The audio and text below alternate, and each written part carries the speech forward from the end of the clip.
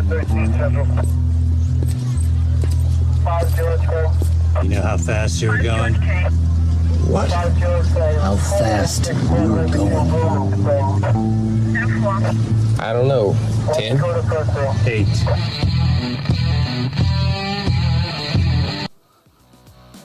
Be advised, this is an explicit podcast. If you're easily offended, get your panties twisted into a knot. Leave now. Run to your safe space. Get your little cloth for your tears. All the opinions expressed on this podcast are those of the host and his guest and do not reflect the opinions of any local or government agency.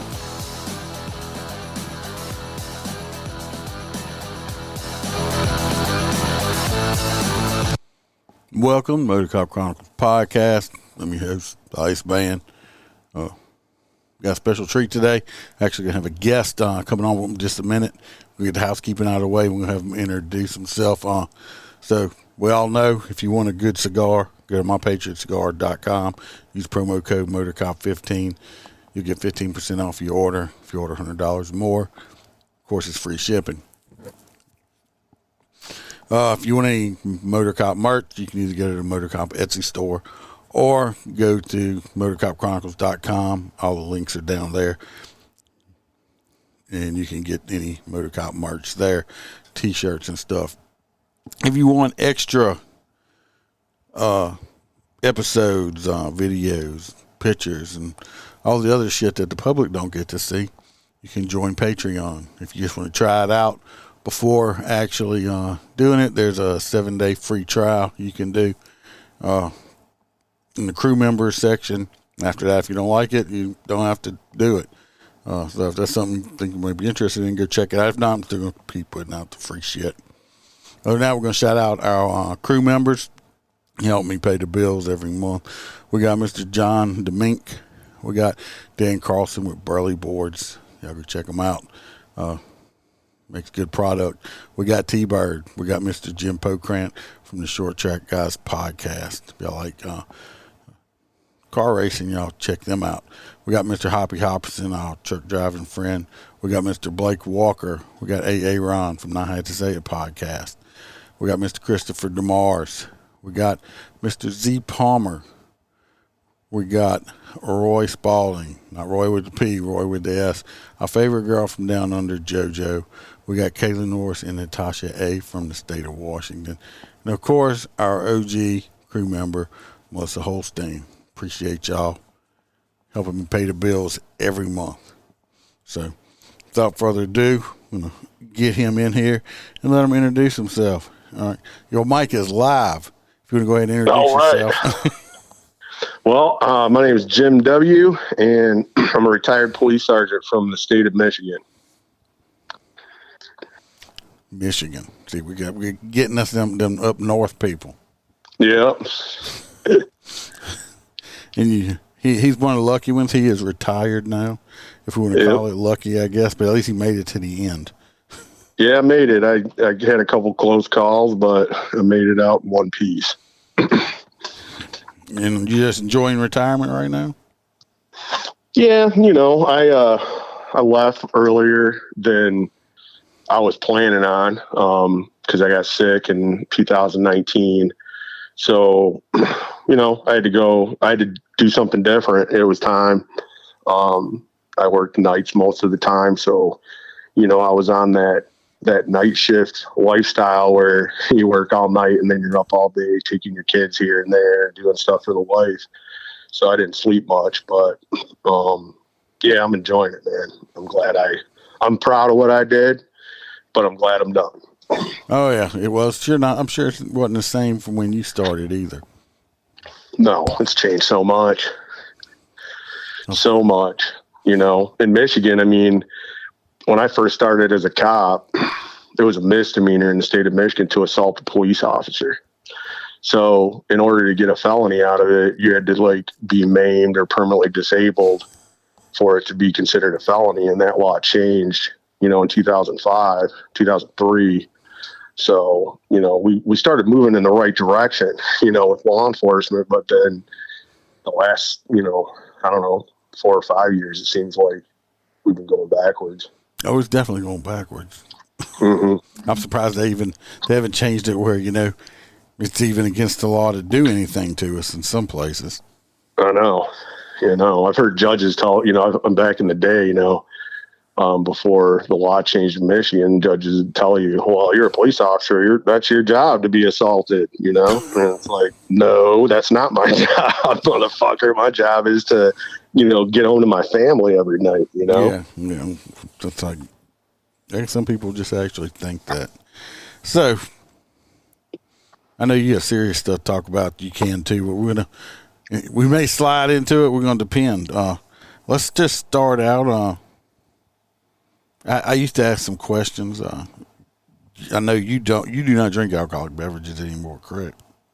What's that? I said you don't partake in the adult beverages anymore, correct? No, not anymore, man. I had my share. I was a whiskey drinker. I mixed my whiskey with saliva, so I had my share. I'm good.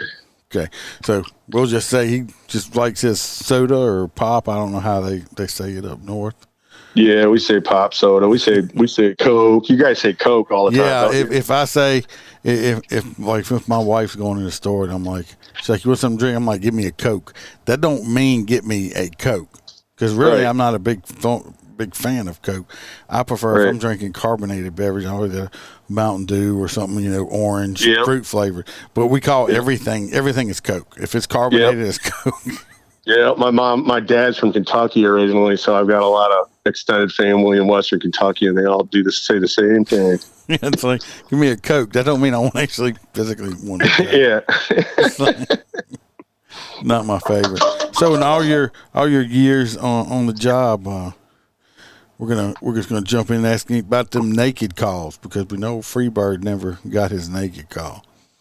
Ooh, so naked call. Well, I've had a couple. Preferably where you're not naked. The other right. Is. The other people are naked. Well, the first one that pops in mind is I was on patrol one night in the metro area of Detroit. I worked for the city of Pontiac, and Pontiac was a lot like Detroit, 30 square miles of shit, and we were right between Detroit and Flint. So, we were on the drug corridor. So we had a lot of gangs and a lot of dope and stuff. And, we were on patrol one night, and I was on the north end, and we pulled into one of the parks, and I blacked out, just kind of rolling through, and I kind of see something moving over by the ball diamond. I'm like, someone's over there. So we kind of drive over that way, me and my partner, and then I hit the spotlight.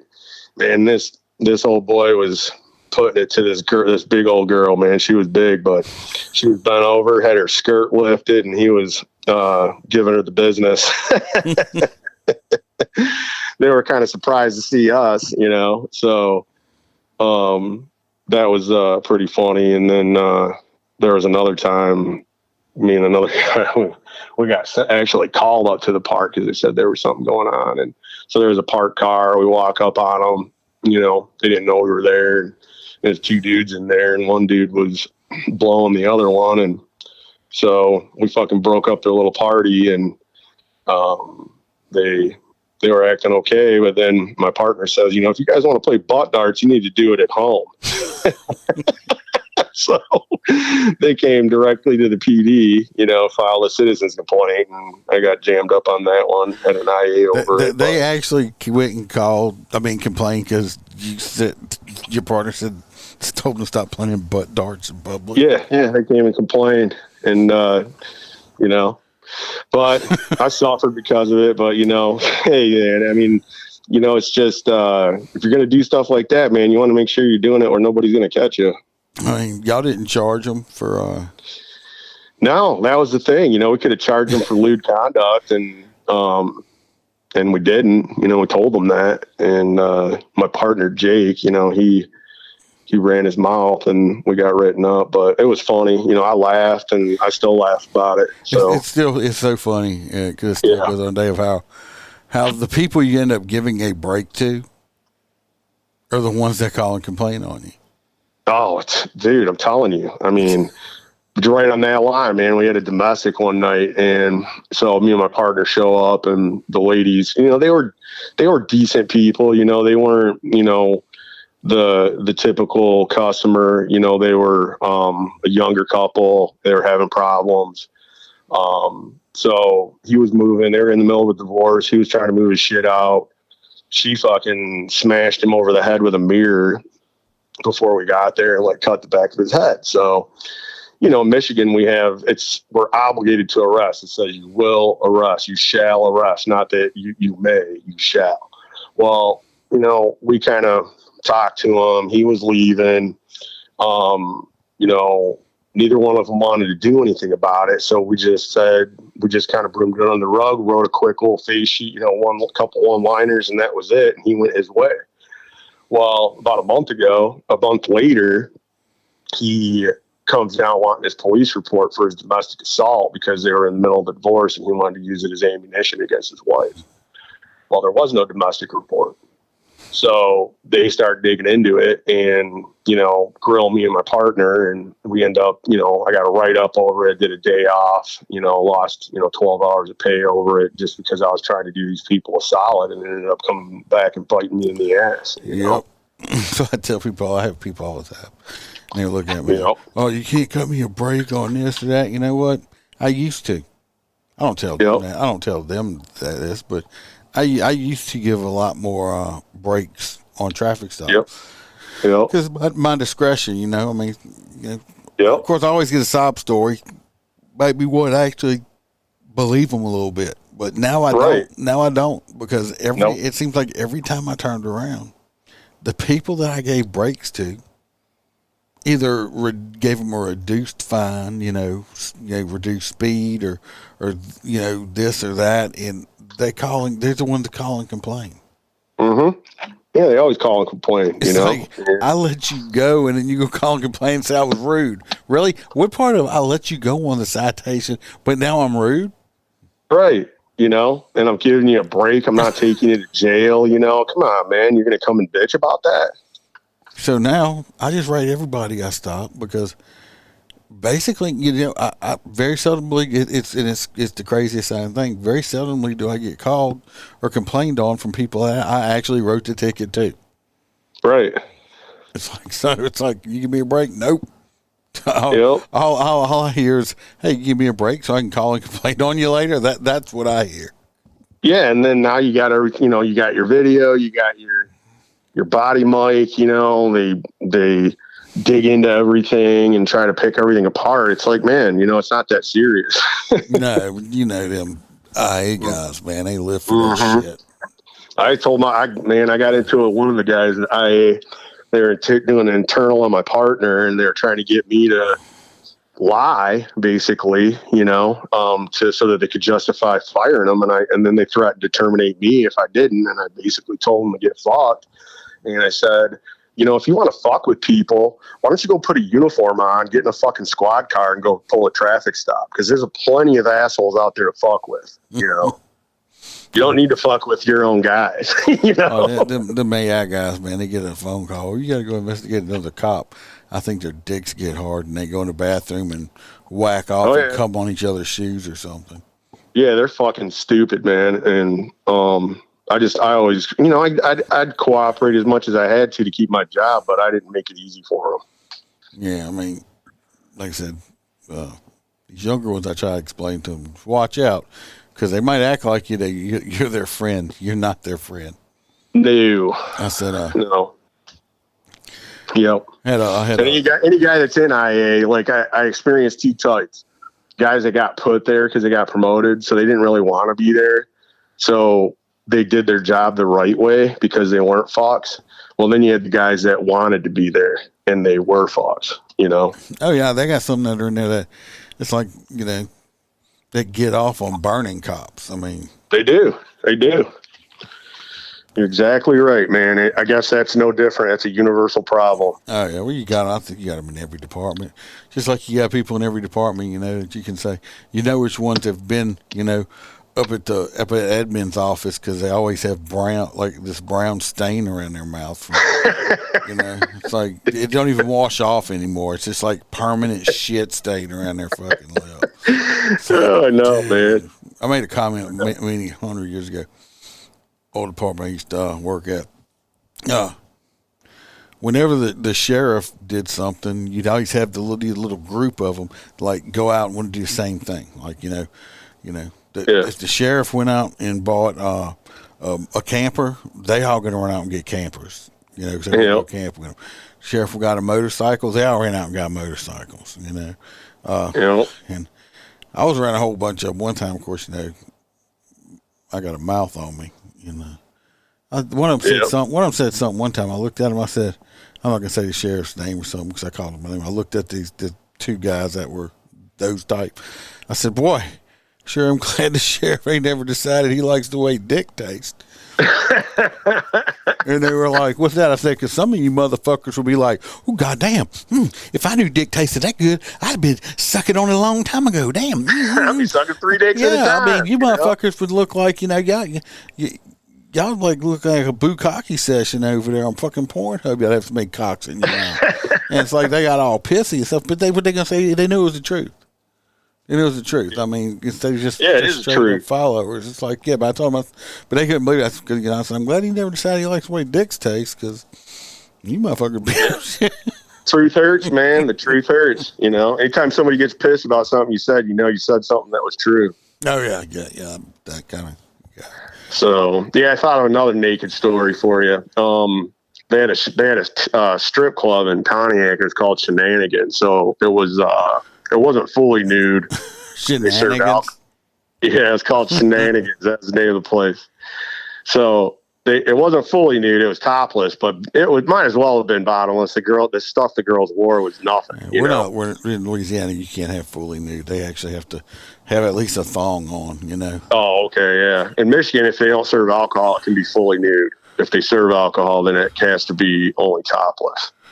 So, anyways, we used to go up there for fights all the time. And one night I was working, and it was summertime, and we got dispatched up to Shenanigans for a crowd fight in the parking lot. Well, it wasn't in the parking lot. It was inside the bar.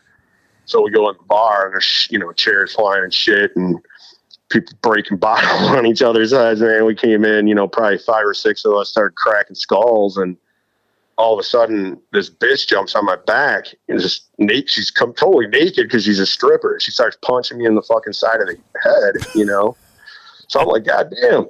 And I just grabbed her by the hair and fucking ripped her off my back and slammed her on the ground, and fucking handcuffed her, treated her like she was a man, And, but yeah, she was butt ass naked. Apparently she was taking exception to the fact that we were arresting her boyfriend. That was the source of most of this shit.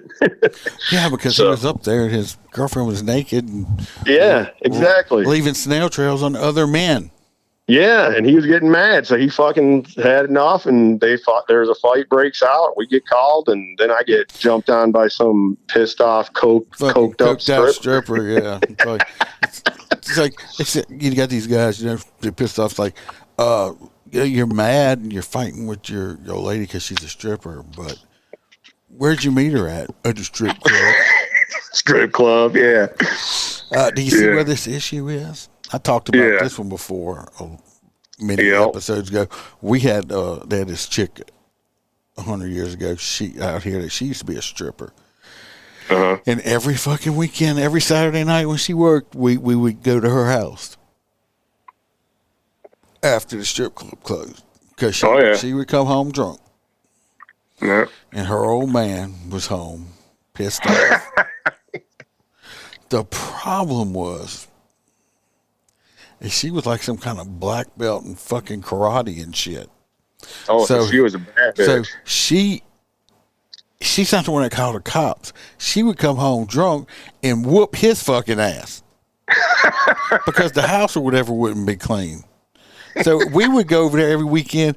This was before they had so many domestic violence laws, but we go over there every weekend because she done fucking kung fu brulise his ass across the house. Used to whoop the fuck out. We're like, dude, why don't you fucking leave? He's like, man, I love her, man. It wasn't him instigating it. He stayed home and took care of the kids and shit. She just come home drunk and just catch the ass about something and go, like I said, Bruce Lee on him. Damn. It's like, yeah, that guy sounds like he needs to man the fuck up. I don't know whatever happened to them people. But it's like, yeah. I remember one night I was working in overtime detail downtown. We had a bar district, and a lot of people would come to Pontiac for the bars on Thursday through Sunday. And so, anyways, one night, it was like a Thursday night, I think, might have been a Friday. One of the main bars, Tiki Bob's, it was called. They were packed, and so something's going on. I'm working the detail. I'm standing up with a security guy, and he's like, "Oh, we need you." So I'm like, "Fuck!" So I'm only there by myself. All the other guys are outside. I go out there and I see this girl. She's up on the bar, and she's like stripping and shit. And all these guys are cheering around her. There had been like 200 motherfuckers in there, and they're all lined up at the bar, and she's fucking taking off her clothes, and she gets down to, I'm like, "Hey, you need to step down." And I got my flashlight on her, and she's not listening. So she gets down to her underwear. So I grab her by the ankle. I'm like, "Hey, you need to step down." And she kicks a fucking rum and coke off the bar all over my uniform. So I yanked that bitch off the bar directly to the fucking deck and on top of her, and I'm fucking in there by myself. So I'm surrounded by all these horny motherfuckers that are pissed because I just ended their, strip show. And so I'm on top of this girl. My sergeant comes in. I'm like, "Hey man, I need some help in here." They come in. Sergeant comes in, sees me on my top of this girl, titties out, she's got underwear, and I'm rolling around on the ground with her. He's like, "God damn, what the fuck are you doing?" And I'm like, "Man, she's resisting, and he's like, "Oh shit." So he helps me, but he's like, "Man, at first I thought you were raping that bitch." I was like, "Man, I'm not trying to catch a case. I'm just trying to do my job, Oh God damn it. What you did? Oh yeah. Well, I tell everybody, it's like strippers, first of all, is not like when you're watching a TV show. There's a reason that it's called stripper light. Right. Because if you see most of them with the fucking lights on, you'd be like, "Oh God damn." It's not a good, "Oh my goddamn," neither, It's like, like you go to one, they got 6 strippers and they have 3 teeth in between all 6 of them. Oh yeah, man! Like you'd eat a fucking cob of corn through a picket fence. I had another one night. This wasn't a naked story, but it was a bar thing, and I was working downtown, and so I'm sitting in my squad right across the street from where the bars are, and I see security bring this girl out. She's like in this skimpy ass skirt. She's all drunk as hell, and they set her in this cheap ass like plastic lawn chair, and they leave her there. So I'm like, "Fuck, man." So she's sitting there. She's sliding down out of the chair. She's almost out of the chair. She's passed out. So I'm like, "Fuck." So I got to go over because I'm in a marked squad. So I go over and I get her up, walk her to the squad, call for fire.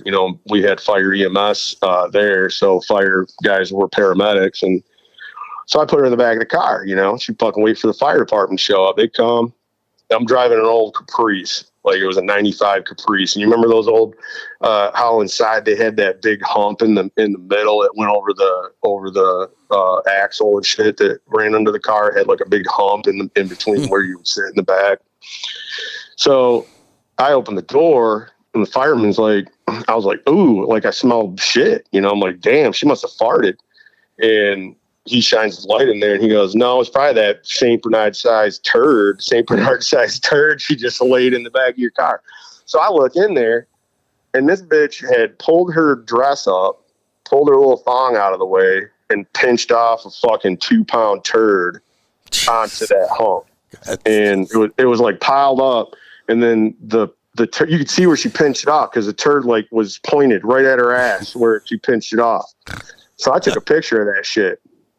And we go to the hospital, and her parents show up, some rich people from some suburb. And I was like, "Hey, look what your daughter did in my squad car." And he looks at it, and his face just turns red.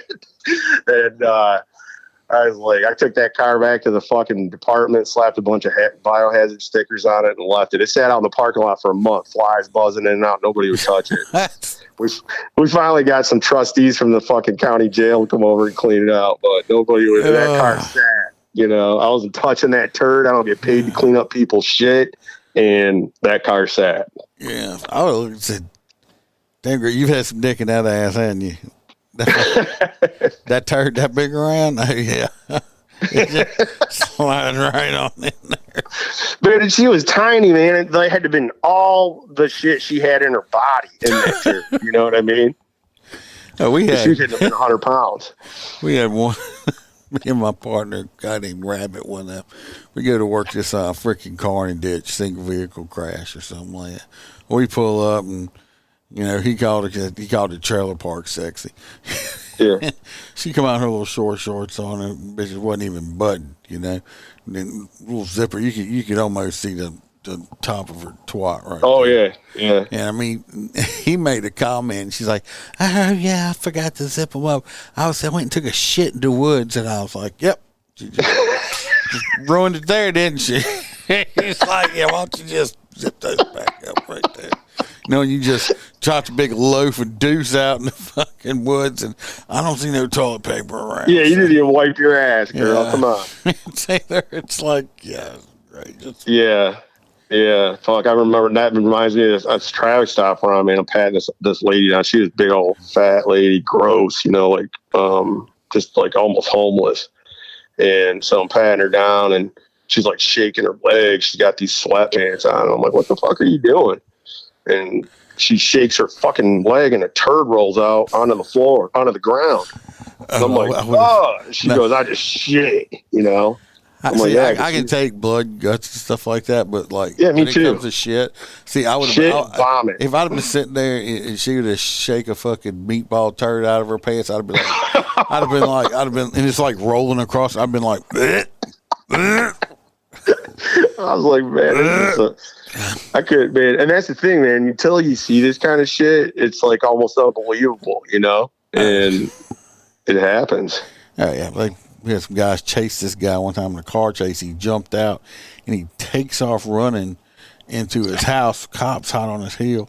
And it's like he done pulled his pants off, and all he has on is a pair of these bright yellow boxers with a smiley face on the ass.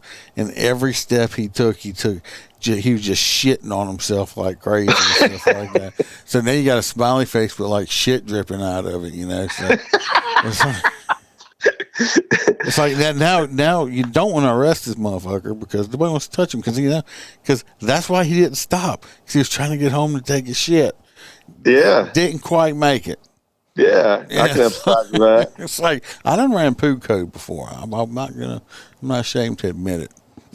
Yeah. I've done it. I had to do it. I would blue lighted if I had. I was on a call one time on a B&E, and I'm talking to this old lady, and I had my stomach was upset, and I was like, I had to fart. I was going to try to let out a fart, you know, let it don't ever trust quiet. a fart. Oh man, I was in my 20s, so I was still stupid, you know. And so I tried to let the fart go quiet, and it was just straight shit into my pants. And I'm like, God damn it. I said, I got to be back. I'll be back. So I leave and drive back to the station. I had to go the rest of the day, you know, Rambo in those polyester pants that aren't forgiving. So my little pecker was a little raw by the end of the day, but that was the last day I didn't carry an extra pair of underwear in my duty I was going to bag. say, I used to, even in my personal shit, I used to carry a change of clothes. Oh, yeah, I did too after that. I was like, I'm never going to be like this again.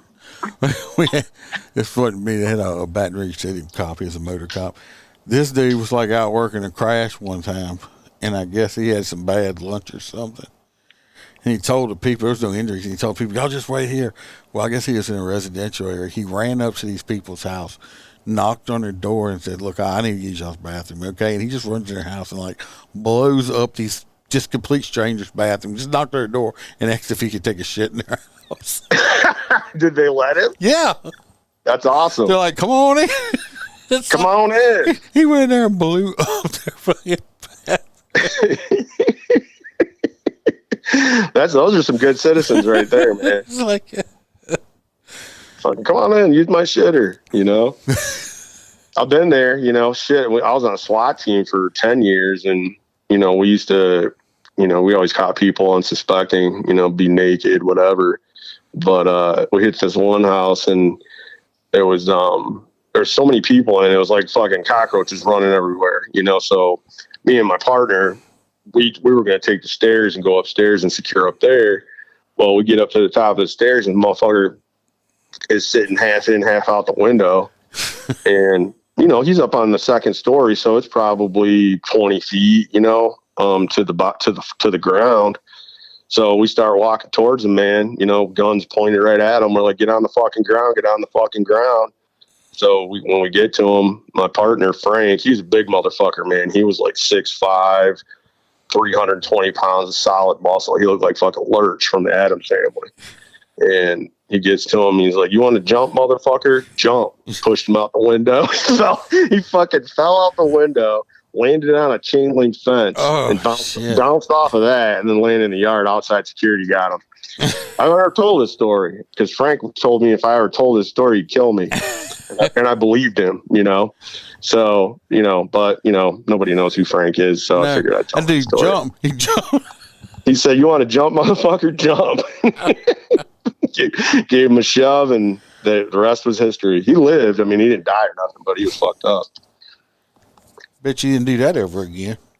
No, I never saw that guy again. I used to see the same people all the time. I never saw that guy again. Oh, yeah, frequent flyers. You know, see, you work an area so long that you and the bad guys are on first name basis. Yeah, we're on a first name basis. I know who they are. They know who I am, you know. Say, hey, how's your mama and them?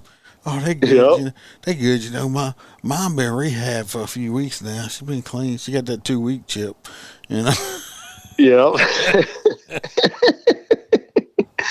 Yeah. I mean, we worked this area for a while, and we had a guy that he was a snitch, and, you know, I popped him on a couple dope charges, just possession. But so he was working for us, and he was giving us good intel, man. We were getting good traffic stops. We were getting good, you know, hits for narcotics and shit. So I gave this guy a fucking prepaid phone, you know, and I was like, call me anytime you got something. So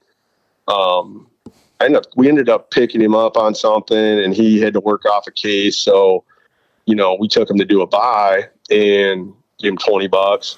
He fucking leaves. Fucking never came back. I'm like, that motherfucker, he ghosted us. So, you know, this was a couple weeks go by, and I'm trying to call that phone. The fucking phone's down. You know, he probably sold it for crack or whatever. And so I see this motherfucker, and he sees me. Like, we're in a squad car at an intersection, and he sees me, and he starts fucking running. I told my partner, get out, fucking chase that motherfucker. I'm going to go around this built down here, come up the alley. So my partner jumps out and starts chasing him on foot. I drive up, around, come down the alley, and I get out and I start running down the alley towards him. And he's not looking at me because he's looking behind him. He's looking at my partner. Then I speared this motherfucker and just knocked him out of his shoes. All his change flew out of his pocket. I fucking dropped his ass. And he's like, "Oh, what are you doing, Wilkins? What are you doing?" Sorry, I told you my last name. I'm like, "Motherfucker, where's that phone?" He goes, I sold it. I was like, "Where's my $20?" I smoked it. Yeah. And I was like, "Fuck you, you're going to jail." We took his ass to jail. Before you ran over me, you didn't holler Leroy Jenkins, did you? What's that? I said, right before you ran into him with the car or something, you didn't holler Leroy Jenkins, did you? No. No, I got out of the car. I tackled him like I did. I was body on body, man. And I'm a big guy. I was 6'1", 220 pounds at the time. I mean, he felt that, and he probably felt that for a couple of weeks. Yeah, I've had a few of bad guys. I had one bad guy. I was the only person he wouldn't run from. It ain't because I was fast. It's because that time I caught his ass, put him in the hospital, he didn't want to go back. It's like I ain't running from you, deputy. He'd put his hands up and just wait. And he seen anybody else coming. The chase was on. Yeah. Because I caught him one time. He was like, "Oh, no." He's like, "You ain't beating my ass again." Yeah. So it's like, hey, it worked. I think I just did this past Wednesday. I think we just did a story from up your way, Michigan, about the cop that whacked the fuck. Oh no, he Was it a recent one or an old one? no, I think it was recent. I'm gonna try to pull the story up. Freaking Freebird texted something to me and he lost his damn mind. I ain't wearing new tux tonight. Yeah. I went and bought a pair of shirts, some pants, and some shoes.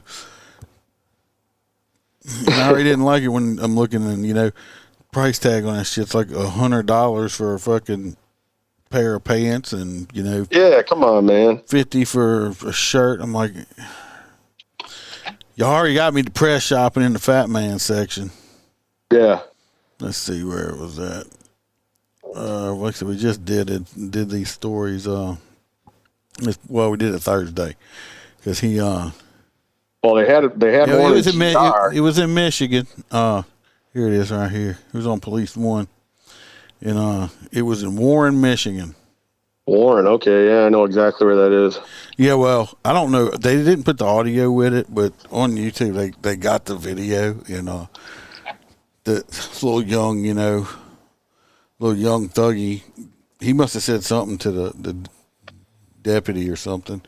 Well, he walks over there and he open hands this motherfucker right, basically on a brachial plexus stun on him. Open hands him and puts this motherfucker on the ground. Jumps on top of him. Then he picks him up by the fucking back of his pants like a sack of potatoes. Then when he's picking him completely up, he uses his dreadlocks as a handle. Then when he put him in the cell, he helped him into the cell where he didn't even have to walk into the cell. He kind of flew into the cell and he threw his ass in there. Of course, this cops, they're gonna fire him. They charge him with 2 misdemeanors. But I'm thinking, I'm like because the kid didn't come after him. I said they're not playing the audio. I said, this dude been doing it 14 years. Little young thug over there probably looked at him and says, "Yeah, when I get out, I'm gonna fuck your wife or I'm gonna rape your daughter or some shit." And the motherfucker said, "Oh yeah, you think so?" Yeah. And he just had enough that day. Yep. I mean, I know how that is, dude. I mean, I can't say I haven't given people a couple fuck you shots, in my time. Sometimes you snap, you break. You're just a human being, Yeah. And I used to tell people, man, anytime that somebody would threaten me like that, I had the last guy that did it, I used to tell him the same thing, but I remember the last guy. He was a Hispanic guy. He fought with me, tried to broke my taser. We were fighting. I tried to drive stun him. He broke the taser. So I just beat his ass, and got him down, got him handcuffed. He fought. I couldn't get him in the car. A couple guys helped me get him in the car. So I'm driving him to the jail, and he's some self-proclaimed, MS-13 guy or some shit. And he goes, "That's all right, motherfucker. When I get out, I'm going to find out where you live, and I'm going to kill you and your family." And I said, "Thank you. Because if I ever fucking see you again, I'm dumping your ass. I'm not even going to ask any questions. If I see you walking down my road, I'm going to shoot you from my living room because you just tried to kill me and my family." Yep. I had this guy one time. He knew where I lived, and he threatened, I'd arrested him and all kind of shit. And he's like, "I'm going to come." I was like, "That's all right. That's fine." Well, I didn't. Yep. I let the sheriff himself know. I told the sheriff himself, and I said, quote, I said, this motherfucker even attempts to even come around me or my family, especially my family. I said, if he puts his pinky toe in my driveway, I said, he's dead. I said, not when I call, y'all better just bring body bags with you because I'm going to kill this motherfucker. You understand me? Yep. I said, just send the fucking meat truck. Yeah, I said, there's not going to be no ifs, ands, buts about it. I'm just going to kill him straight up. Well, I don't have to worry. I mean, dude ended up years later, stretching his neck out. did society a favor, in my opinion. Yeah, saved us some money too. It was still. I mean, it was like a year later. I happened to be in Walmart with my wife, and that dude saw me, and I looked at him. That bitch left his boogie where he was at and left the entire store. He's like, I'm done shopping. I wasn't playing. I was going to kill this motherfucker. Hell yeah. You threaten my family. You threaten me all you want. I don't care. Yeah. I could take it, but you're going to threaten to kill my kids and shit, man? Yeah, no. Exactly. Mm-hmm. Yeah. Yeah, it's changed so much, man. I mean, I remember when I was a rookie, all the old guys, I mean, we were trained by the Vietnam era guys, and those guys just didn't fucking care, Our police chief was that way, he used to leave at the end of the day, afternoon, and he'd tell us, man, he goes, all right, guys, be safe out there tonight. Anybody disrespects you, to go to the hospital before they go to the jail, and that was, the way it was. Just a healthier culture for us, because we felt like, if we go out there and we end up in something where, we got to use force or we got to shoot somebody, we knew that the police chief and the guys that we had as command officers at the time were going to back us 100%, Yeah. Not no more. Not no more. Well, they got, I said something the day. I said, the jailers and stuff like that. I said, they got more cameras watching the free people who work there than watching the criminals. I know. It's ridiculous. I mean, they got more, they're more worried about what the free people doing than what the criminals are doing. I know. It's because they care more about them than they do us, I think. It seems that way anyway. Oh, it's definitely, the criminals know it. They just straight up know. Right. And unfortunately, guys like us are leaving the job, man. They're leaving the job early, or they're retiring, or, they're just saying, fuck it, I'm going to do something else. And it's leaving people, nobody to train these guys, because, and I'll tell you what, me and my partner, when I was a sergeant, me and another sergeant, we're best friend of mine, his name's Trent. We talk a lot about this stuff, and, we say that, the administrations have changed so much that, well, first, I lost my train of thought, but I just remember what I was going to say. So, we said that the generation before us refused to step down, man. You got so many guys that got, they've done their time, and then they're coming back to do more time at other agencies. And that's okay, man. I don't mind that, but it's become systemic where you've got guys that are in their 70s being police chiefs, and they're disconnected from the way things are. I've had command officers, I quote like a law, and they're like, oh, it's not that, it's this. It's like, no, motherfucker, that changed. There was an update on that, So, we didn't get the opportunity to, our generation didn't get the changing in the guard. We didn't get the opportunity to become captains and police chiefs and stuff like that.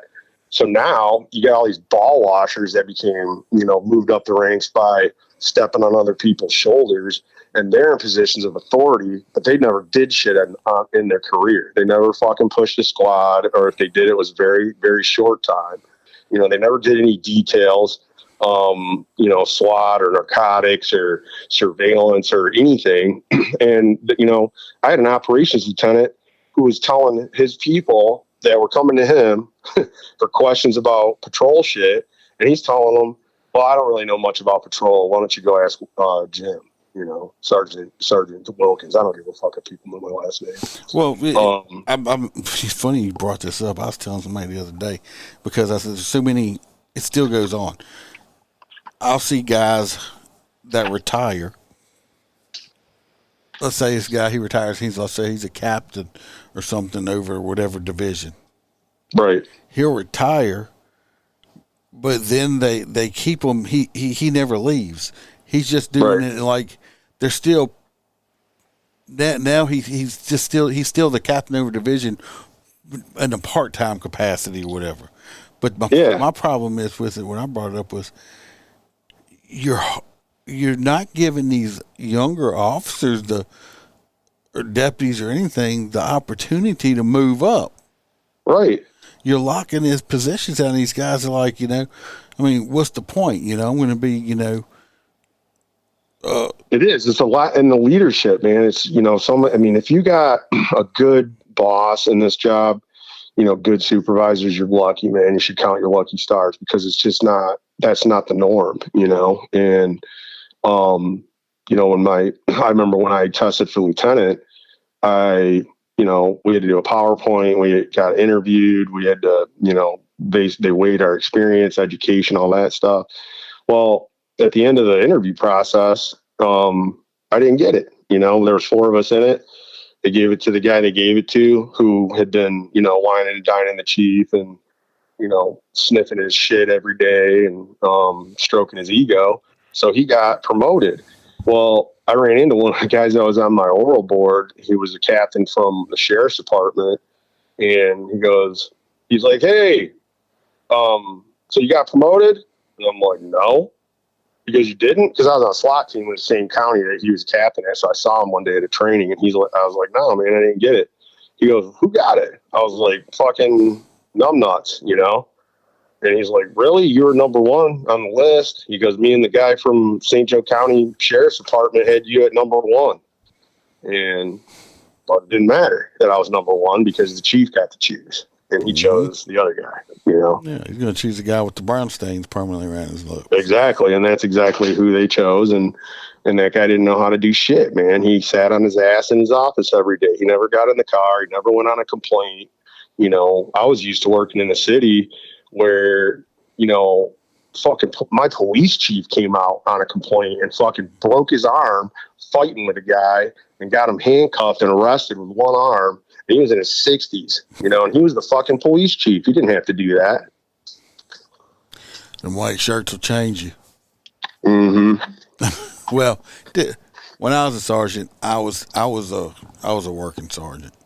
Me too. I was out there with my guys. They can tell you, if we had, I was out there, I would be standing on the side of the road with them writing tickets. I was out there with them.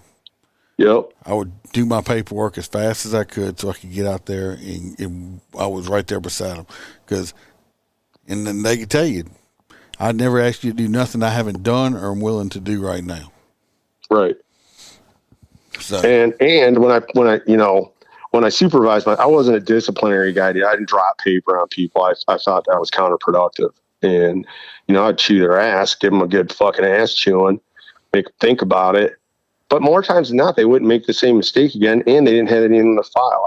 I thought that was a win-win, Yep. Well, you got some of them. I've even told some people before, when they finally got promoted, I'm like, don't just be yourself. Don't turn. And I've seen a lot of them, once they put some stripes or some bars on, it's like, who the fuck are you? Yeah. I don't know, man. I mean, I didn't never have that problem, but I saw a lot of that. Oh my God, the power trip, man. And, my last police chief was so fucking toxic. Motherfucker gave me PTSD. Probably part of the reason why I had PTSD. But, I wanted to pound his ass into the fucking ground every day. Every time I saw him, man, it was all I could do to hold back. If you were wanting to pound fellow cops in the ass every day, you should have went and worked in Tennessee. Exactly. Yeah. So, I mean, it was, getting out of the time I got out was good. But, I feel like, I still have ambitions, man. I still want to teach, I want to pass on what I know, because I know the shit that I know, and the stuff that you probably know, Dan, is the stuff that's going to save people's lives out there. All this other bullshit, that's all fucking nice to tell the community, and, we're going to do this and have a social worker do that. Fine. Tell them whatever the fuck you want to tell them. But at the end of the day, shit needs to be done the way it's always been. The whole social worker thing, that's just the stupidest shit I think I ever heard. If you want to have a social worker on shift that's working and available, if I need, hey, look, I got this mental guy. Why don't y'all send Susie Smith out here, But don't let the social worker be like the main person going, send Susie out there. Sounds like we got a nut bag. Yeah. Susie's dead. Yeah, You know? Susie's dead. Yeah, we call Mr. Susie because she's not coming home because Joe Blow in his paranoid schizophrenic psychotic mindset he's in thought she was coming to kill him, and if you fuck crazy people, it's one of the hardest things to do. That and oh man, they're strong as hell. Crazy women and small women. Yeah, small women, man. My partner got stabbed by a woman. He fucking dealt with all these other assholes, and then he's dealing with some little prostitute, little 5 foot nothing prostitute. And she stuck him in his fucking ribs with a fucking dirty ass knife. So everybody, I tell people, I say, oh, it's some look how small. I'm like, let me tell you what, them little women, about 5'2" and about 115 pounds, them bitches are hard to hold on to. Yeah, they are. It's like trying to hold on to a pig that's been taking a bath in baby oil. I know. It's seriously, and in the summertime, forget about it because they're going to be sweaty as fuck and you're not going to be able to get a grip on them, No, I'm just hoping that was sweat. Mm-hmm. Yeah, me too. Yeah. So, yeah, I mean, I see all this shit going on and I watch the mistakes. I mean, I call them mistakes, things that I'm seeing now. And, people aren't concerned about it. They're only concerned about the end result. They're not concerned how they got there, Yep. It's like, well, like I said, I think me and you talked about it before. I said, problem in this new generation of cops coming up, a lot of them ain't never been punched in the face. They ain't never been in a fist fight. And there a lot of them, not everybody, they got some out there that are great, but a majority of them, they don't have no people skills. Because even growing up in high school, they don't talk to each other no more. They rather text or tweet, they're Snap and all this stuff. Because I have Snapchat now, but I have to have all that social media stuff because of the podcast. But before, I'm like, I see her taking a picture of herself. I'm like, what the hell are you doing? Oh, me and so and so. It's our Snap something. I don't want to mess up my streak. I don't even know what the hell you're talking about.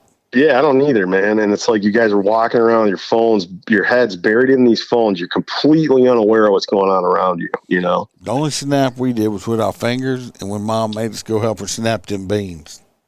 Right. So it's like that's the only snapping we knew about, It's yeah, no shit. Shit, we didn't have cell phones, man. We had nothing, But yeah, I don't know, man. I watched some of these things, that Robert Blake deal that happened. I can't remember where it was at, but I remember watching the video and the cops are like chasing the guy around. He's domestic violence. He fucking went to jail for domestic violence. He's out on bond. He's got a warrant for domestic violence. They already know all this shit before they get there. 3 cops show up. They're fucking around with this guy. Nobody puts their hands on him. He's moving around freely. He's the fucking threat. And what happens? He goes into the car. He arms himself with a knife, and they have to shoot him now. That could have been totally avoided by, hey, motherfucker, come here. Turn around, put your hands behind your back. Oh, you don't want to put your hands behind your back? Let me help you with that, And then he's in the car, and he's fucking handcuffed, and now he's not going to do shit, But they don't do that, man. They don't fucking take charge. They're afraid of confrontation. Almost seems like they're afraid to go hands-on with these people, I think a lot of them are. Just they ain't never had to put their hands on somebody like that before. No, fuck no. I played contact sports as a kid. I played ice hockey. I'm from the north, man. I was a hockey player. I spent more time in the penalty box than I did, on the ice. But when I played, man, I was an enforcer, and I learned a lot of my physical shit from being a hockey player. So when I became a cop, I did martial arts and stuff too as a kid. I did some wrestling when I was in high school. So when I became a cop, I'd already had my bell rung. I'd already had the wind knocked out of me. I knew what it was like, and I'd been in fights. I went to an inner city school, where I was outnumbered race wise. I'm a white guy. It was mostly minority school, and that was hard to navigate as a kid, and so I fought a lot. And So when I got to be a cop, getting hit was nothing. That was fucking second nature to me, and then not to mention my dad, he'd beat the shit out of you if you stepped out of line. So I got that a few times too,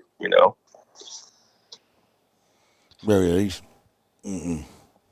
Well, we're running. I'm not going to keep you all night. I'm going to see if you're going to want to come back on another one, because I know you had, if you want to, on talk about your other stuff. I know you had to deal with some like serious stuff that went on with your life that you overcame. That I'm impressed. Yeah, there's a story there. Yeah, I'd rather talk about that on a whole different one than just we'll talk about the serious stuff, because hey, you overcame it. Doesn't I mean that's more powerful than the funny stuff right there. So, oh yeah, man, giving up the booze and going and getting help, that was the hardest thing for me. The hardest two things that I've ever done in my life.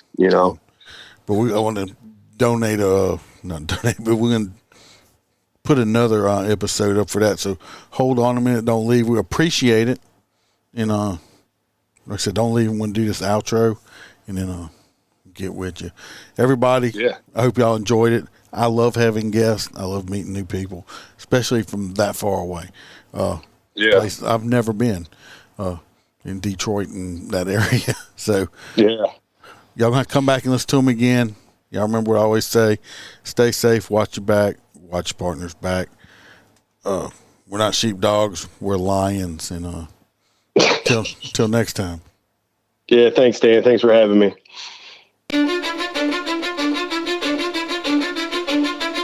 Cause I don't give a fuck what you say. Yeah, I'ma do shit my way. So you can go kick rocks, I'ma stack bricks up, build what I want to make. Yo, I got a lot of shit to say, so I'ma do this every day. I'll be writing things until I'm